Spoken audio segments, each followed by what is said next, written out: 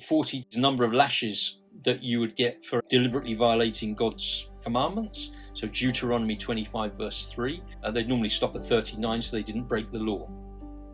Hello and welcome to Sacred Book, another one in which two ex-military, ex-Navy really, have a respectful conversation about the Bible, both the Tanakh and the New Testament. The Christian perspective is Steve, which is myself. Thank you, Mark. And the atheistic perspective...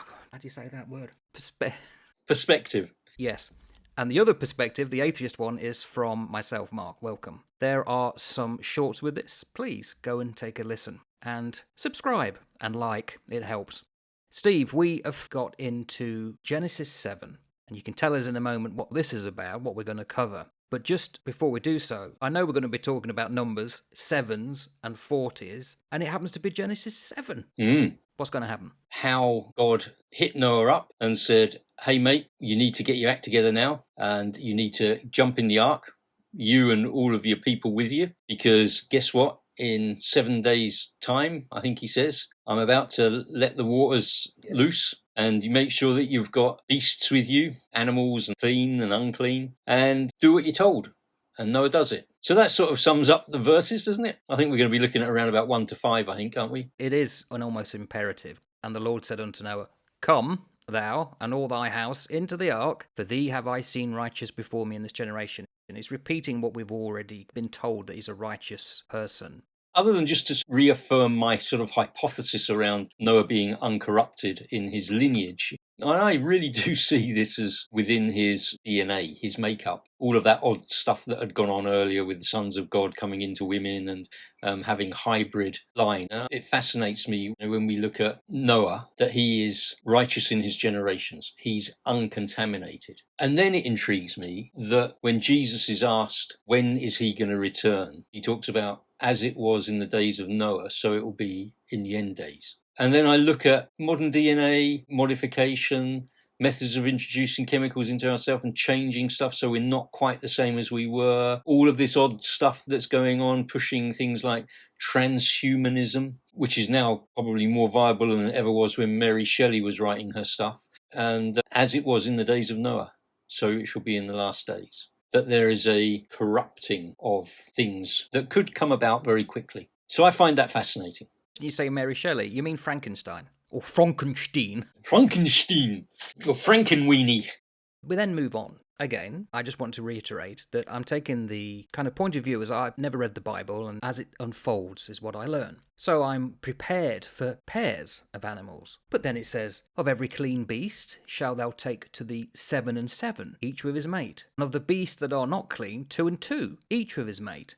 Hang on, 7s, what's happening here, and what does it mean by 7 and 7? Are we talking 14? What is this? Some people listening would say, well, you've lost the plot believing that there were animals being led into an ark anyway. So let's just park that little criticism to start with. But I think that we have been lulled into the children's storybook of 2 by 2 going into the ark. Well, that's not what the scripture says. It's 7s. So it's 7 pairs that go in together, male and female, of clean and unclean. So it's not just 2 of this and 2 of that. It's 7 pairs of things rather than 7 ostriches and something else, because that would be an uneven number, because you'd only end up with 3 pairs and you'd left one on its Todd. So it's actually 7 pairs. 7 pairs of ostriches. If it was humans, I'd be the one on my Todd. I'd be left alone, put in a corner. 7 pairs. What's that one there? Oh, that's just Mark. Show him in the corner. But that's where all the poo's going to go from the animals. Yes, he'll be all right. You said something off air. It took me by surprise because I hadn't really thought about it. The difference between the 7s and the 2s is all to do with clean and unclean. And some are going to be sacrificed, aren't they? Yeah. Somebody reading this may not know at this point that there's going to be considered clean and unclean animals. Of every clean beast, 7 and 7, and of the beasts that are not clean. So what would make something clean? Because we haven't come across this before. There's a whole range of things that are expanded within the Mosaic law, which is post this event. Clearly pre-flood, there was already an innate understanding of what made an animal clean and what made an animal unclean. And then in the Levitical law, in the book of Leviticus, later on in the Tanakh, it codifies what those things are. So it's animals that chew the cud or don't chew the cud. It's animals with cloven hooves or animals with closed hooves. And they differentiate between which ones are clean and which ones are unclean. And if you really want to go into the study of that, then you look at Genesis and you can stream out what are clean animals, what are unclean animals. Basic things like bottom feeders in the sea are unclean. Things that have gills and fins are clean. There are a whole range of different things which are clean and unclean. And clearly Noah either had a sense of what that was beforehand, or was instructed, or even clean and unclean could even be, if you look at the context of humanity that was clean and unclean, pure and impure, there may be animals that were pure in their generations, hadn't been corrupted. Maybe in that context as well. That's just a thought. The one thing that jumps out with this is there's a lot of sevens as well as 40. Sevens and 40. I have read that if it's a Yahwist or a priestly source, one's interested in sevens and one's interested in 40. I don't know if that's the case or not. But I looked up sevens, and of course, beyond the biblical account, in Greek and Roman culture, 7 was protection. So you got 7 sages, the wise men of ancient Greece, the 7 wonders, the 7 hills of Rome. In numerology, 7 means seed of life. The 7 circles that form up a circle. We've had in the Navy 7 seas. There's 7 turns around the Kaaba in Islam on the Hajj. There's 7 chakras in Hinduism. Well, actually more than that, but 7 main chakras. 7 days of the week. 7 deadly sins. 7 ages of man. And it goes on. And I've read that Pythagoras reckoned that 7 was a spiritual number, it's spirituality, 4 being physical, and 3 the spirit, to give us 7. And another thing, in modern thinking, this is psychology, 7 is reckoned to be the limit of information that's capable of going into our short-term memory. That was from George Miller, 1956. I think that may have been superseded. There's something about 7. And 7, in the way the Hebrew is spelt for the word 7, the same consonants are used as for the word complete or full. And so when you look at it in the context of what God is doing here and the imagery of what God is doing here, he is bringing sufficient beings into this protective ark where there will be a completeness and there will be a fullness. It's a really prominent word in Scripture. It's used over 700 times, I think, within Scripture, the word 7. And if you zoom into the New Testament, when Jesus is teaching his disciples how to pray, what we would call the Lord's Prayer, you've got 7 petitions in it. You've got the 7 statements that Jesus spoke from the cross. The 7 I am statements, and I am being the name of God, as derived from Exodus when Moses said, "Who are you?" And he said, "I am, Yod-Heh-Vav-Heh." You've got 7 metaphors that Jesus uses to describe himself as the pathway to salvation. And the list goes on and on and on, all through the New Testament as well. So it's something that flows between Old Testament, New Testament,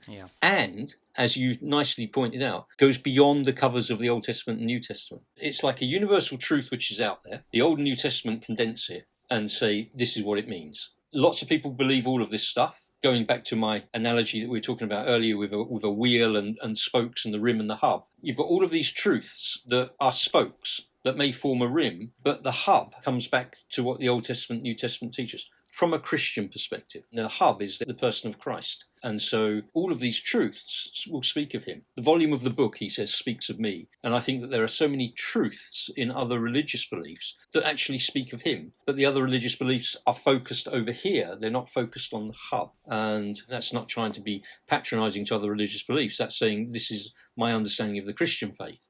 Obviously, somebody from the Jewish faith, the Islamic faith, Hinduism, or whatever, would say, no, you're missing the point. So I see it like that. 7's a fascinating number. You say 7 days of the week, 7 days of creation. It's a divine number.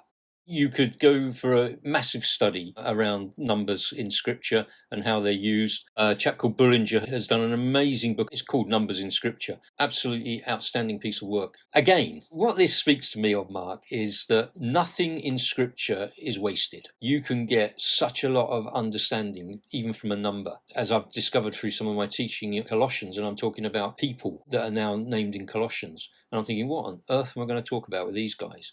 Until I started to actually look at them them, where they come from, who they are, what they did. And none of it's wasted, because they're all there to give you some insight. Sevens gives you some insight, being linked to that consonant of the word complete and full, as we move into verse 3. Yes, of the fowl also of the air 7 and 7, male and female, to keep seed alive upon the face of all the earth. So again, it's 7. And it's male and female. Very important if you want these to continue after the flood. There's no point having 2 males or 2 females. And that may not be a popular thought in modern day era, but there are 2 sexes, male and female, and how people decide to align themselves from a gender perspective, well, that's only been brought in since the 20th century as to gender identification in that regard. Historically, pre-mid-20th century, gender and biological sex have always been aligned. Gender roles, that's a different issue. Gender and biological sex have always been aligned and are always aligned in Scripture, whether you like it, whether you don't.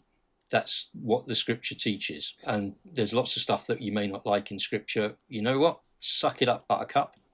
That's the way it is. 7 means healing. There was an interesting comment, and I'm going to bring this up when we come to the actual episode to do with the flood. But I think I'll raise it here. The gentleman concerned, I had long back and forth with him. He said he didn't want to be mentioned, but he is a geologist. And he said, with all the flood narratives around the world, most could be seen as being negative. But in ancient Egypt, it's always seen as a positive because the flooding of the Nile. So I think when we come to the narrative and it's destroying the earth, some people would say, well, there you go, that shows God as being unloving. Or you could say, no, it's to get rid of something to save mankind. The number 7 points to healing because this is a healing flood. It's a sluicing off of the foulness and stench of what has been before. So I'm just interested that the number 7 can also mean purification or healing. And I would agree with the general premise that the flood was designed not to destroy humanity in the way that we understand humanity. It was to protect humanity and to cut out the cancer that had been formed in the world. And this was God's way of dealing with it, his way of wiping things off. How that happened, what that looked like, the manner it took, I don't know. I know what the Scripture teaches, but I also know where it teaches it in Scripture in terms of the first 11 books of the Bible, which I would say are mytho-history in terms of they are very true, but that does not mean that to say that it is literal in every sense. But I do think the truth of it is absolutely seriously true, that God at some point in history intervened. He did so in a dramatic way, and he did so in order to protect and promote recreation, because it's cyclical. Yeah. We move into this from chaos to order to disorder to recreation, from chaos to order to disorder, recreation. And that's what we'll get into when we get into the flood, I think. Talking about the flood, I'm just going on to verse 4. The way it's written, it's almost saying, hurry up. The Lord said unto Noah, now it's time to get onto the ark. And then 4 says, for yet 7 days. So I'm assuming you've got 7 days to get on, and then the rain's going to come, substantive enough that it's going to cause issues. And it would rain for 40 days and 40 nights. Probably worth saying at this point about the number 40, because again, that's a sacred, significant number. In the Bible, it tends to mean new life, transformation. Well, that seems to be the case here. Change, in other words, a change is about to happen. You talked about the Hebrew concept of generations, and I believe 40 was the years before the new generation came in. It was the cyclical generational period. Moses fasted for 40 days on Sinai. Israel was 40 years in the desert. So 40 is a significant number here. It is. Back to the first point that you made about this for the 7 days. That is a heads-up call. Now, why has that been specified? If you were to go back to the Judaic commentaries, the Rashi commentary particularly for this, he says, these are the 7 days of mourning for the righteous man Methuselah, for whose honour the Holy One, blessed be he, had regard, and therefore postponed punishment. He then goes on to say, go and calculate the years of Methuselah, and you'll find that they came to an end, i.e. he died, in the 600th year of Noah's life, which coincides with the date of the flood. So there's 7 days of mourning. Remember what Methuselah's name means? His death shall bring. And then the flood comes in the 600th year of Noah's life. It also closes off that genealogy with Methuselah being mentioned. His death shall bring the despairing comfort and rest. And again, 40 days. 40 is the number of lashes that you would get for deliberately violating God's commandments. So Deuteronomy 25 verse 3, they'd normally stop at 39 so they didn't break the law. 40 lashes on your back, that would have done some serious damage. You've only got to look at the Passion of Christ to see how bad that sort of stuff was going on. 40, as you said, the number of days that Moses is up on Mount Sinai receiving Torah, the law. The number 40 seems to be ushering in a new period. Within the Gospels of Matthew, Mark and Luke, you've got Jesus out there in the wilderness for 40 days, 40 nights, with wild animals, it says, tempted by Satan, chaos, the adversary, before he then returns in the power of the Spirit. So recreation, if you like, a regeneration. He comes out of that wilderness in the power of the Spirit, having been ministered to and supported by angels. Post his resurrection, he appears to his disciples and his followers for 40 days before he then ascends. You see these patterns in Scripture and the weave of all of these things, how they dovetail. It's always a signifier that this is going to happen. And then when it does, it comes about in a different way, and it's a rebirth, it's a regeneration, and it's normally done with power. I'm interested you mentioned Methuselah, because he didn't need to go on the ark. He'd already passed away. But then none of the other generation are mentioned, so I'm assuming they've all passed away as well. So there's no more Adam, there's no more Enosh, anyone like that. They've all passed away, or, if it's the other line, potentially are going to pass away at this event. I don't know if the actual lines marry up that way. But this is a finality now. The original order is now being superseded and taken over, or there will be a new order to come. Because every living substance, interesting word there, substance, not every living thing. Yekum, living substance, which stands or exists, existence, substance, a living thing. When you think back to creation, God breathed his spirit into Adam, and Adam became a living thing. So every living substance would be every living thing that has the breath of God in it, i.e. is infused with the spirit of God, infused with the breath of God. So it's an animated thing. Everything that breathes, the breath of God infuses to keep alive, would fit into that category. Mammalian type beings. Right. So I don't think it means that every living tree would have been destroyed. I don't think that would have been the case. That's interesting. I hadn't thought about them. Well, certainly the sea creatures would have been fine. Your fish and your sharks and your dolphins, but I'm not sure that they came about in the same way as humanity did. We went through Cyclone Gabrielle, but before that, there was a major rain event that made news around the world because it happened at the King Tide, and it came over onto a motorway, and someone filmed it on a bus. The water was coming in through the steps onto the bus. That was only 2 or 3 days of rain beforehand, but it was so heavy, it did that amount of damage. Well, you imagine that 40 days and 40 nights is going to leave some significant amount of water. But after that, and after Gabriel, and any cyclone that hits some poor benighted country, generally the trees are left standing, however deep the water has got, and they do begin to sprout soon afterwards. Life is quite tenacious. So the trees and the crops, the original emmer wheat and all that, it could have survived. If it was in seeds, the seeds would be scattered wide, but they can float on water for some time, even in salt water, and still find earth and sprout. So I think we have to assume that the trees could look after themselves almost, the canopy.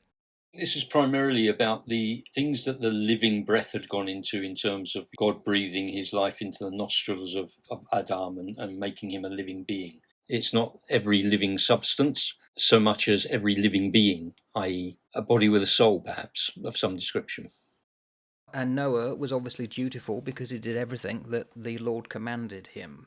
He obeyed, didn't he? This is quite funny, this, because in the New Testament, Noah is spoken of as a preacher of righteousness. He's a good man. He goes down in the book of Hebrews as one of the great characters of faith. But it's not quite the same view that's held of him in Judaism. Within the Rashi commentary, he makes the comment that Noah only obeyed once the blooming waters were so high that they were nearly drowning him. Right. So he wasn't such a great man of faith after all. But of course, within the Christian perspective and within the teaching in the book of Hebrews, he was a preacher of righteousness. He was a great man of faith who spent 120 odd years preparing this floating vessel, whatever it did actually look like, and would have taken a hell of a lot of stick from possibly his family, definitely his friends.